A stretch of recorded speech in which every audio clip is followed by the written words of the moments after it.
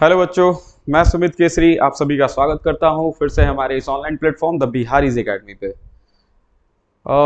जैसा कि आप सभी को पता है कि राहुल सर के वीडियोस लगातार आ रहे हैं, हर्षित सर का ये वीडियो आने लगा है और आज से मैं भी कंटिन्यू कर रहा हूं। कुछ हेल्थ इशूज़ था जिसकी वजह से मैं आप लोगों के साथ नहीं जुड़ पा रहा था और अभी सब कुछ नॉर्मल है। तो चलिए फिर शुरुआत करते हैं आज से।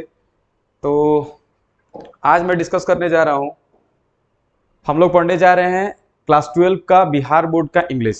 तो क्लास 12 का बिहार बोर्ड का इंग्लिश पढ़ने से पहले सबसे पहले हम लोग आज डिस्कशन करेंगे कि सिलेबस क्या है इंग्लिश का। तो जो 2023 में जिन बच्चों का बोर्ड एग्जाम्स होने वाले हैं तो उनका सिलेबस पहले हम लोग डिस्कशन करते हैं।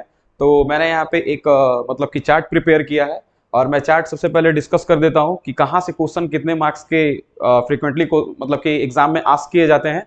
उसके बाद फिर हम लोग लेसन पढ़ना स्टार्ट करेंगे। तो सबसे पहले आज सिलेबस के बारे में जानते हैं। तो चलो बच्चों, अकॉर्डिंग टू यहाँ पे लिखा हुआ है new syllabus, according to new syllabus 2023। तो यहाँ से हम लोग चीज़ों को देखेंगे। सबसे पहले क्या है, तो सबसे पहले जैसे आप लोगों का पता है, ये तो सबके लिए रामबाण है बिल्कुल, कि ऑब्जेक्टिव इतने ज़्यादा पूछे जाते हैं कि आप अगर सिर्फ ऑब्जेक्टिव कर लो तो सिर्फ एग्जाम पास कर सकते हो, क्योंकि पास करने के लिए 100 में से कितने मार्क्स चाहिए, 30 मार्क्स चाहिए आपको एग्जाम पास करने के लिए। और यहाँ पे देखो, जब कोविड था तो उस टाइम जो ऑब्जेक्टिव क्वेश्चन थे वो 100 थे और उसमें से आपको 50 सॉल्व करने होते थे। बट अभी कोविड खत्म हो गया है, तो कोविड जब खत्म हो जाता है तो आपको 60 क्वेश्चन, 60 मल्टीपल क्वेश्चन जो होते हैं ऑब्जेक्टिव वाले वो एग्जाम में पूछे जाते हैं और उसमें से आपको 50 सॉल्व करने होते हैं। तो यहाँ पे मैंने लिखा है कि ऑब्जेक्टिव होंगे आपके 50 आउट ऑफ 60। तो 60 क्वेश्चंस आपको दिए रहेंगे ऑब्जेक्टिव के और 50 क्वेश्चंस को आप लोगों को सॉल्व करना होगा। फिर देखो यहाँ पे, अब इसमें भी चीजें क्या है, आगे सब्जेक्टिव जो आपके मार्क्स रहेंगे वो कितने रहेंगे, वो आपके 50 मार्क्स के रहेंगे। तो ऑब्जेक्टिव जो भी रहेगा वो कहाँ से क्वेश्चंस पूछे जाएंगे, तो आपके बुक है, बुक का नाम मैं लिख रहा हूँ यहाँ पे। आपका बुक का जो लिटरेचर का बुक है आपका, उसका नेम है रेनबो।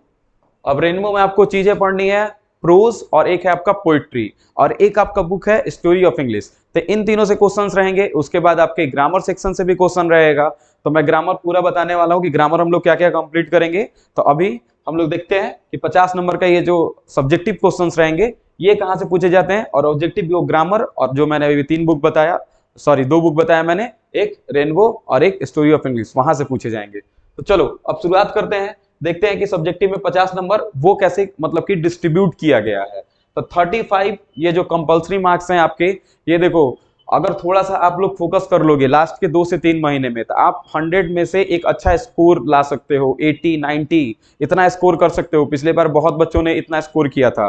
और ये जो सिलेबस है आपका मतलब कि साइंस के लिए भी है, कॉमर्स वालों के लिए भी है और जो आर्ट्स पढ़ रहे हैं 12 के स्टूडेंट उनके लिए भी है। तो तीनों के लिए सेम सिलेबस है बिहार बोर्ड के लिए।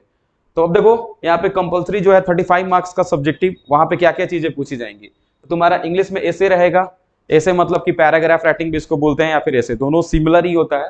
तो वो आपके कितने मार्क्स के रहेंगे, आपके 8 मार्क्स के होंगे। उसके बाद है एक्सप्लेनेशन आएगा प्रोज से, आपके 4 मार्क्स के, जैसे कोई लाइंस दे देता है आपको बोलेगा कि इसका मतलब क्या होगा।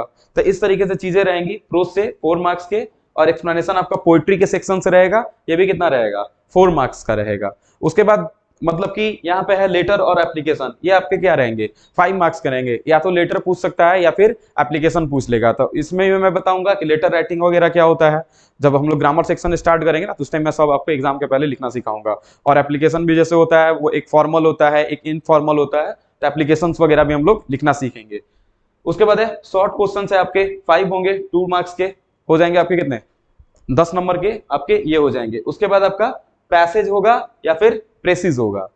तो पैसेज मतलब कि क्या रहता है कि एक कहानी के तौर पे आपको दिया रहेगा, उसमें से आपसे क्वेश्चन अराइज किए जाएंगे और उसी का आपको क्या करना है, आंसर करना है। और उसके बाद प्रेसिज जो होगा, तो प्रेसिज भी एक कहानी के तौर पे ही रहता है और उस कहानी को मतलब कि शॉर्ट करके आपको लिखना होता है, उसका थीम लिखना होता है, उसका टाइटल लिखना होता है। तो इन सारे चीजों को प्रेसिज कहा जाता है। तो जब ग्रामर डिस्कशन करेंगे तो मैं बताऊंगा पैसेज, प्रेसिज, ये सारा चीज। अभी आप बस सिलेबस पे फोकस करो। तो ये ऑब्जेक्टिव आपके 50 मार्क्स के और 35 मार्क्स के यहां से चीजें होगी।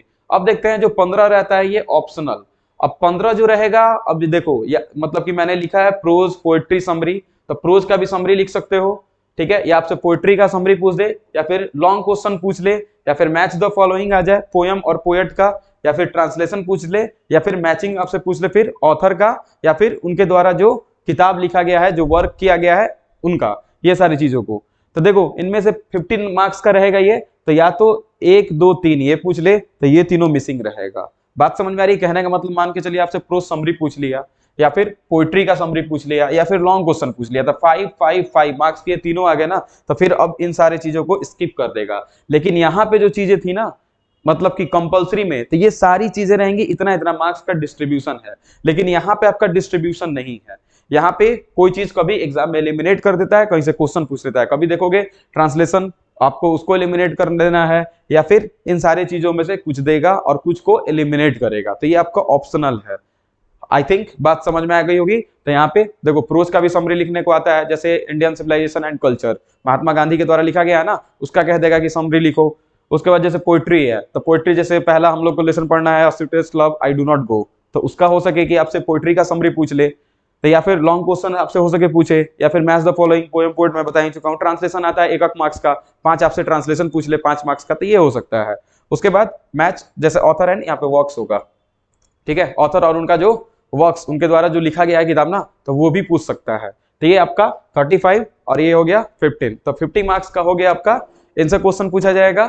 अब देखते हैं थोड़ा सा ग्रामर का क्या सेक्शन है।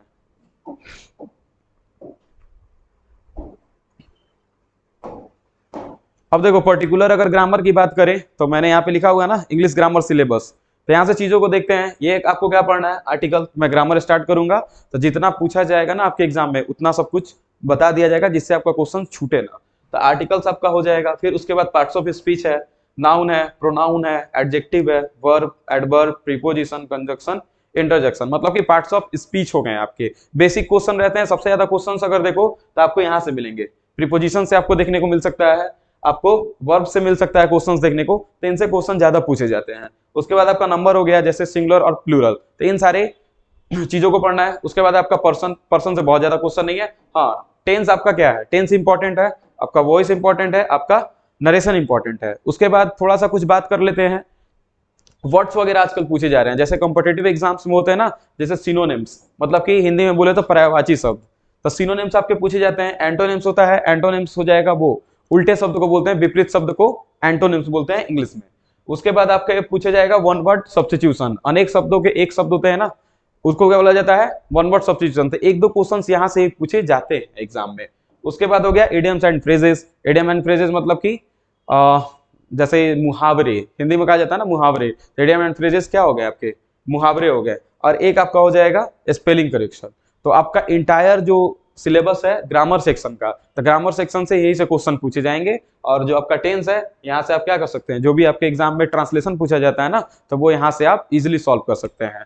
तो हम लोग अभी मैंने डिस्कस किया क्लास 12 का जो भी सिलेबस है, 100 मार्क्स कहाँ से आ रहे हैं, तो 50 मार्क्स का ऑब्जेक्टिव हो जाएगा और 50 मार्क्स का सब्जेक्टिव हो जाएगा। तो सब्जेक्टिव में मैंने बताया कि 35 नंबर का जो वो सिलेबस था वो कंपलसरी था, और ऑप्शनल में भी मैंने बताया कि क्या क्या पूछा जा सकता है। और उसके बाद आपको बुक पढ़ना है, रेनबो एक बुक पढ़ना है, और उसके बाद आपको पढ़ना है स्टोरी ऑफ इंग्लिश। तो रेनबो में भी उसके 2 चीजें को पढ़नी है, एक है पहला आपका प्रोज और दूसरा है आपका पोइट्री। तो प्रोज और पोएट्री मैं पढ़ाना स्टार्ट करूंगा, उसके बाद फिर ग्रामर का भी सेक्शन स्टार्ट होगा। तो आज मैंने बस छोटा सा एक बेसिक सा इंट्रो दिया है इंग्लिश ग्रामर में, कहाँ से क्वेश्चन आपके एग्जाम में पूछे जाएंगे।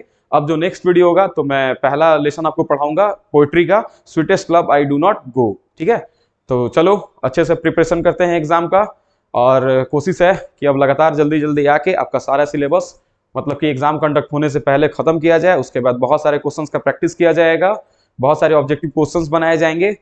तो उम्मीद है कि सब कुछ अब अच्छा होगा। तो थोड़ा चैनल को आप लोग भी शेयर करो, ज़्यादा से ज़्यादा लाइक सब्सक्राइब करो, और जहाँ पे जो हमारे लूपहोल्स हैं बताओ हमें, ताकि हमें भी क्या हो, मोटिवेशन मिले। चलो बच्चों, फिर मिलते हैं नेक्स्ट वीडियो में।